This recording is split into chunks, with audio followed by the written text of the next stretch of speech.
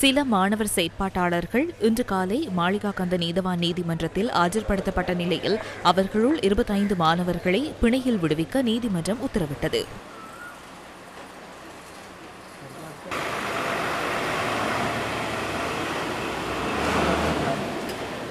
இணை சுகாதார பட்டப்படிப்பினை வழங்கும் அனுமதியை தனியார் துறையினருக்கு வழங்குதல் மற்றும் குறித்த பட்டதாரிகளுக்கு அரசு வேலைவாய்ப்புகளை பெற்றுக்கொள்வதற்கான சந்தர்ப்பத்தை வழங்குதல் உள்ளிட்ட சில காரணங்களுக்கு எதிராக இணை சுகாதார விஞ்ஞான பீட மாணவர்கள் சுகாதார அமைச்சுக்கு முன்பாக நேற்று சத்தியாகிரக போராட்டத்தை ஆரம்பித்தனர். பல்கலைக்கழக மாணவர்கள் சுகாதார அமைச்சின் அதிகாரிகளை சந்தித்து நேற்று கலந்துரையாடிய போதிலும் குறித்த சந்திப்பு வெற்றியளிக்கவில்லை. பின்னர் குறித்த மாணவர்கள் கூடாரம் ஒன்றை அமைத்து சுகாதார அமைச்சுக்கு முன்பாக எதிர்ப்பில் ஈடுபட்டனர்.